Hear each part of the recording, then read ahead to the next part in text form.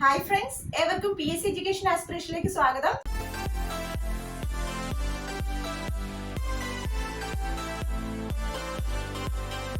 ഇന്ന് നമ്മൾ പഠിക്കുന്നത് ഏറ്റവും കൺഫ്യൂസിംഗ് ആയിട്ടുള്ള ഭാഗമാണ് സയൻസ് ആൻഡ് ടെക്നോളജിയിലെ ടെക്നോളജി എന്ന ഭാഗമാണ്.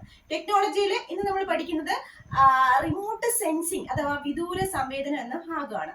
അപ്പോൾ വിദൂര സംവേദനം എന്ന ഭാഗത്തെ കുറച്ച് കാര്യങ്ങളാണ് ഇന്ന് നമ്മൾ ഈ 10 മിനിറ്റ്സ് വീഡിയോയിൽ ചെയ്യാൻ പോകുന്നത്. ഇനി ഇതിന്റെ ഡീറ്റെയിൽ ആയിട്ട് ഉള്ള ക്ലാസ് വേണമെന്നുള്ളവർക്കായി താഴെ ഡിസ്ക്രിപ്ഷൻ ബോക്സിൽ ഞാൻ ആ ലിങ്ക് കൊടുത്തേക്കാം. ഓക്കെ, എന്താണ് റിമോട്ട് സെൻസിങ് എന്ന് പറയുന്നത്? ഒരു പ്രദേശത്തിന്റെയോ പ്രതിഭാസത്തിന്റെയോ വസ്തുവിന്റെയോ ചിത്രങ്ങൾ സ്പർശബന്ധം കൂടാതെ ശേഖരിക്കുന്ന ചിത്രങ്ങൾ അല്ലെങ്കിൽ വിവരങ്ങൾ സ്പർശബന്ധം കൂടാതെ ക്യാമറയും സ്കാനറും ഉപയോഗിച്ചുകൊണ്ട് ശേഖരിക്കുന്ന രീതിയാണ് വിദൂര സംവേദനം എന്ന് പറയുന്നത്. അപ്പൊ എന്താണ് വിദൂര സംവേദനം എന്ന് പറയുന്നത്?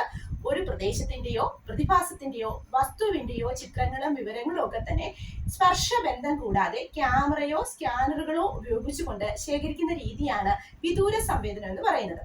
അപ്പൊ എന്താണ് വിദൂര സംവേദനം എന്നൊരു ക്വസ്റ്റ്യൻ പ്രതീക്ഷിക്കാം. ഇനി അടുത്തത്, ഇത്തരത്തിലെ വിദൂര സംവേദന രീതി ഇന്ത്യയിൽ തുടക്കം കുറിച്ചത് 1960-കളിലാണ്. അപ്പൊ വിദൂര സംവേദന രീതി അഥവാ റിമോട്ട് സെൻസിങ് ഇന്ത്യയിൽ തുടക്കം കുറിച്ചത് എന്നാണ് 1960-കളിലാണ്.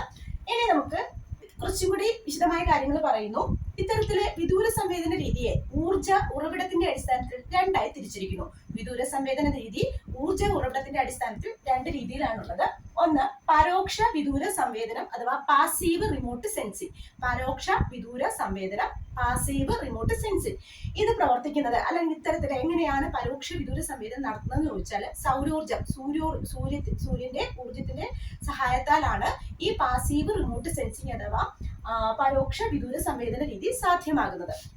ഇനി രണ്ടാമത്തേത് പ്രത്യക്ഷ വിദൂര സംവേദന രീതിയാണ് അഥവാ ആക്റ്റീവ് റിമോട്ട് സെൻസിങ് ആണ്. ഇത് ചെയ്യുന്നത് കൃത്രിമമായിട്ട് പ്രകാശം നൽകിക്കൊണ്ടാണ് ആക്റ്റീവ് റിമോട്ട് സെൻസിങ് നടത്തുന്നത്. ഓക്കെ, രണ്ട് രീതിയിലാണ് വിദൂര സംവേദന രീതി. അതും ഊർജ ഉറവിടത്തിന്റെ അടിസ്ഥാനത്തിൽ പ്രധാനമായി രണ്ടായി തിരിച്ചിരിക്കുന്നു. ഒന്ന്, പരോക്ഷ വിദൂര സംവേദനം, ഇത് സൗരോർജത്തിന്റെ സഹായത്താലാണ്. രണ്ട്, പ്രത്യക്ഷ വിദൂര സംവേദനം, ഇത് കൃത്രിമമായ പ്രകാശത്തിന്റെ സഹായത്താലാണ് ചെയ്യുന്നത്. ഇനി പ്ലാറ്റ്ഫോമിന്റെ അടിസ്ഥാനത്തിൽ ഊർജ ഉറവിടത്തിന്റെ അടിസ്ഥാനത്തിൽ രണ്ടായി തിരിച്ചിരുന്നു. അതുപോലെ തന്നെ പ്ലാറ്റ്ഫോമിന്റെ അടിസ്ഥാനത്തിലും രണ്ടായിട്ട് നമുക്ക് വിദൂര സംവേദന രീതിയെ തരംതിരിക്കാം. അത് ഫസ്റ്റ് വൺ ആകാശീയ വിദൂര സംവേദനമാണ്.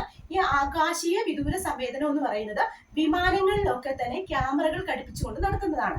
അപ്പോൾ ആകാശീയ വിദൂര സംവേദന രീതി വിമാനങ്ങളിലെ ക്യാമറ ഘടിപ്പിച്ചുകൊണ്ട് നടത്തുന്നതാണ്. ഇനി രണ്ടാമത്തത് ഉപഗ്രഹങ്ങൾ വഴിയുള്ള വിദൂര സംവേദന രീതിയാണ്. അപ്പൊ രണ്ട് രീതിയിൽ പ്ലാറ്റ്ഫോമിന്റെ അടിസ്ഥാനത്തിൽ രണ്ടായി തിരിച്ചിരിക്കുന്നു. ആകാശീയ വിദൂര സംവേദന രീതി, ഇത് വിമാനങ്ങൾ ക്യാമറകൾ ഉപയോഗിച്ചാണ്. ഇനി രണ്ടാമത്തേത് ഉപഗ്രഹങ്ങൾ വഴിയുള്ള വിദൂര സംവേദന രീതിയാണ്, വിവരശേഖരണമാണ്. ഇത് കൃത്രിമ ഉപഗ്രഹങ്ങൾ ഉപയോഗിച്ചുകൊണ്ടുള്ള വിവരശേഖരണ രീതിയാണ്. ഓക്കെ, ക്ലിയർ ആയല്ലോ? അപ്പൊ മൊത്തം 4 രീതിയാണ് നമ്മൾ പഠിച്ചത്.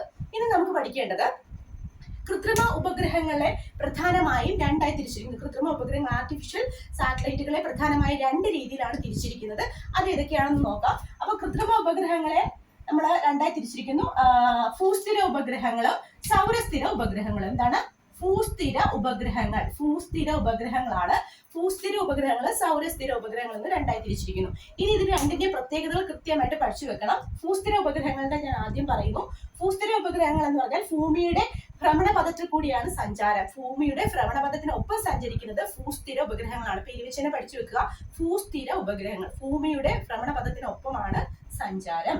എന്നാൽ ഇവയുടെ സഞ്ചാര പഥം എന്ന് പറയുന്നത് ഭൂമിയിൽ നിന്നും ഏതാണ്ട് 3600 കിലോമീറ്റർ ഉയരമാണ്. ഭൂമിയിൽ നിന്നും ഭൂസ്ഥിര ഉപഗ്രഹങ്ങളുടെ സഞ്ചാരപഥം ഭൂമിയിൽ നിന്നും 3600 കിലോമീറ്റർ ഉയരത്തിലാണ്. ഭൂമിയിൽ നിന്നും 3600 കിലോമീറ്റർ, മറക്കരുത്. ഇനി നിരീക്ഷണം എന്ന് പറയുന്നത് ഭൂസ്ഥിര ഉപഗ്രഹങ്ങളുടെ നിരീക്ഷണം ഭൂമിയുടെ 1/3 ഭാഗത്തും എത്തുന്നുണ്ട്. ഭൂസ്ഥിര ഉപഗ്രഹങ്ങളുടെ നിരീക്ഷണം ഭൂമിയുടെ 1/3 ഭാഗത്തും എത്തുന്നുണ്ട്. ഇനി ഒരു പ്രദേശത്തിന്റെ തന്നെ സ്ഥിരമായ വിവരശേഖരണമാണ്, കൃത്യമായിട്ട് ഒരു പ്രദേശത്തിന് തന്നെ സ്ഥിരമായ വിവരശേഖരണമാണ് ഏത് നൽകുന്നത്? ഭൂസ്ഥിര ഉപഗ്രഹങ്ങൾ നൽകുന്നത്. ഇനി ഇവ പ്രധാനമായും ഭൂസ്ഥിര ഉപഗ്രഹങ്ങൾ ഉപയോഗിക്കുന്നത് എന്തിനൊക്കെ വേണ്ടിയിട്ടാണെന്ന് ചോദിച്ചാൽ വാർത്താവിനിമയത്തിന് വേണ്ടിയിട്ട് ഉപയോഗിക്കാറുണ്ട്, ദിനാന്തരീക്ഷ സ്ഥിതി അറിയാൻ വേണ്ടിയിട്ട് ഉപയോഗിക്കാറുണ്ട്. പ്രധാനമായും ഭൂസ്ഥിര ഉപഗ്രഹങ്ങൾ ഉപയോഗിക്കുന്നത് വാർത്താവിനിമയം, ദിനാന്തരീക്ഷ സ്ഥിതി എന്നിവയാണ്. ഇത്തരത്തിലുള്ള ഭൂസ്ഥിര ഉപഗ്രഹങ്ങൾക്ക് പ്രധാനമായും ഉദാഹരണം പറയുന്നത് ഇൻസാറ്റ് ഉപഗ്രഹങ്ങളാണ്. ഇതാണ് ഇൻസാറ്റ് ഉപഗ്രഹങ്ങൾ. വേഗം ഒന്നുകൂടി പറയുന്നു. ഭൂമിയുടെ ഭ്രമണപഥത്തിനൊപ്പമാണ് ഭൂസ്ഥിര ഉപഗ്രഹങ്ങളുടെ സഞ്ചാരപഥം ഭൂമിയിൽ നിന്ന് 3600 കിലോമീറ്റർ ഉയരത്തിലാണ്. നിരീക്ഷണം ഭൂമിയുടെ 1/3 എത്തുന്നുണ്ട്. ഒരു പ്രദേശത്തിന് തന്നെ സ്ഥിരമായ വിവരശേഖരണ രീതിയാണ് നടപ്പിലാക്കുന്നത്. അതുപോലെ തന്നെ വാർത്താവിനിമയം, ദിനാന്തരീക്ഷ സ്ഥിതി എന്നിവ മനസ്സിലാക്കാൻ വേണ്ടിയിട്ട് നമ്മൾ എന്ത് ഉപയോഗിക്കാറുണ്ട്? ഭൂസ്ഥിര ഉപഗ്രഹങ്ങൾ ഉപയോഗിക്കാറുണ്ട്. ഇനി ഭൂസ്ഥിര ഉപഗ്രഹങ്ങൾക്ക് ഉദാഹരണം ഇൻസാറ്റ് ഉപഗ്രഹങ്ങളാണ്. ഇനി നമുക്ക് സൗരസ്ഥിര ഉപഗ്രഹങ്ങളുടെ പ്രത്യേകത പറയാം. അതിന്റെ ഒന്നാമത്തെ പ്രത്യേകത എന്ന് പറയുന്നത് ധ്രുവങ്ങൾക്ക് മുകളിലൂടെ ഭൂമിയെ വലം വയ്ക്കുകയാണ് സൗരസ്ഥിര ഉപഗ്രഹങ്ങൾ ചെയ്യുന്നത്. ഇവിടെയാണ് ധ്രുവങ്ങൾക്ക് മുകളിലൂടെ ഭൂമിയെ വലം വയ്ക്കുന്നു. ധ്രുവങ്ങൾക്ക് മുകളിലൂടെയാണ്, നമുക്കറിയാം നോർത്ത് പോൾ സൗത്ത് പോളൊക്കെ ഉണ്ടല്ലോ. അപ്പം ധ്രുവങ്ങൾക്ക് മുകളിലൂടെയാണ് ഭൂമിയെ വലം വയ്ക്കുന്നത്. ഇനി ഇതിന്റെ സഞ്ചാരപഥം എന്ന് പറയുന്നത് 900 കിലോമീറ്റർ ആണ്. മറ്റേത് എത്രയായിരുന്നു? 3600 കിലോമീറ്റർ. ഇതിന്റെ 900 കിലോമീറ്റർ, 900 കിലോമീറ്റർ ആണ്. ഭൂമിയിൽ നിന്ന് 900 കിലോമീറ്റർ ഉയരത്തിലാണ് സൗരസ്ഥിര ഉപഗ്രഹങ്ങളുടെ സഞ്ചാരപഥം. ഇനി ഇത് കൃത്യമായ വിവരശേഖരണമാണ് നടത്തുന്നത്. കൃത്യമായി ഇടവിട്ട് ഓരോ പ്രദേശങ്ങളിലെ ആവർത്തിച്ചുകൊണ്ട് വിവരശേഖരണം നടത്തുന്നു.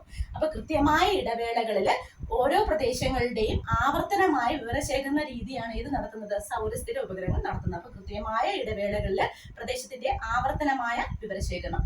ഇനി ഇതിന്റെ പ്രധാനമായും സൗരസ്ഥിര ഉപഗ്രഹങ്ങൾ ഉപയോഗിക്കുന്നത് പ്രകൃതി വിഭവങ്ങൾ എവിടെയൊക്കെ ഉണ്ടെന്ന് കണ്ടുപിടിക്കാനും, ഭൂവിനിയോഗത്തിനും, ഭൂഗർഭ ജലം എവിടെയുണ്ടെന്ന് കണ്ടുപിടിക്കാനും ഇങ്ങനെയൊക്കെയുള്ള കാര്യങ്ങൾക്ക് വേണ്ടിയിട്ടാണ് സൗരസ്ഥിര ഉപഗ്രഹങ്ങൾ പ്രധാനമായും ഉപയോഗിക്കുന്നത്. ഇതൊക്കെയാണ് പ്രകൃതി വിഭവങ്ങളുടെയും കണ്ടുപിടുത്തം, ഭൂവിനിയോഗം, ഭൂഗർഭ ജലം ഇവയൊക്കെ കണ്ടുപിടിക്കാൻ ഉപയോഗിക്കുന്നത് സൗരസ്ഥിര ഉപഗ്രഹങ്ങളാണ്. ഈ കാറ്റഗറിയിൽ വരുന്ന ഉപഗ്രഹങ്ങൾക്ക് ഉദാഹരണമാണ് IRS ഉപഗ്രഹങ്ങളും അതുപോലെ തന്നെ ലാൻഡ്സാറ്റ് ഉപഗ്രഹങ്ങളും. ഇനി നമുക്ക് കുറച്ച് 1-2 പോയിന്റ്സ് സ്പെഷ്യൽ ആയിട്ട് പഠിച്ചു വെക്കണം. അതായത് ഒരു വസ്തു പ്രതിഫലിപ്പിക്കുന്ന അതിന്റെ ഊർജത്തിന്റെ അളവിനെ പറയുന്ന ഒരു പേരാണ് സ്പെക്ട്രൽ സിഗ്നേച്ചർ. മറക്കരുത്, സ്പെക്ട്രൽ സിഗ്നേച്ചർ. ഒരു വസ്തു പ്രതിഫലിപ്പിക്കുന്ന അതിന്റെ പരമാവധി ഊർജത്തിന്റെ അളവിനെ എങ്ങനെ പറയുന്നു? സ്പെക്ട്രൽ സിഗ്നേച്ചർ എന്ന് പറയുന്നു. നെക്സ്റ്റ്, ഇത്തരത്തില് വ്യോമചിത്രങ്ങൾ ഉപയോഗിച്ചു തുടങ്ങി, അല്ലെങ്കിൽ വിവരശേഖരണത്തിനായിട്ട് വ്യോമചിത്രങ്ങൾ ഇന്ത്യയിൽ ഉപയോഗിച്ചു തുടങ്ങുന്നത് വിമാനം വഴിയുള്ള ചിത്ര ശേഖരണ രീതി തുടക്കം കുറിച്ചത് 1924 എന്നാണ്. 1924 തന്നെ വിമാനങ്ങൾ ക്യാമറ ഘടിപ്പിച്ചുകൊണ്ടുള്ള വിവരങ്ങളുടെ ശേഖരണങ്ങൾ ഉണ്ടായിരുന്നത് 1924.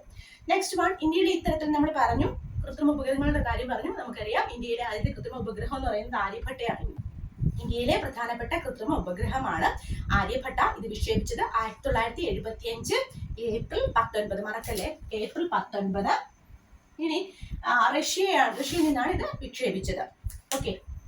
ഇനി ഇതിനെ തുടർന്ന് വിക്ഷേപിച്ച മറ്റു ചില ഉപഗ്രഹങ്ങളാണ് ഭാസ്കര 1, ഭാസ്കര 2 ആ കാറ്റഗറിയിലൊക്കെ വരുന്നത്. ഇത്രയും കാര്യങ്ങൾ ഇതുമായിട്ട് ബന്ധപ്പെട്ട വിശദമായ ക്ലാസ് ഞാൻ തന്നിട്ടുണ്ട്. ആ വിശദമായ ക്ലാസ്സുകൾ കാണണമെന്നുള്ളവർക്കായി താഴെ ഡിസ്ക്രിപ്ഷൻ ബോക്സിൽ ഞാൻ ലിങ്ക് കൊടുത്തേക്കാം. അപ്പോൾ അത് കാണുക. ഇന്നത്തേക്ക് പോകുന്നു. Thank you so much.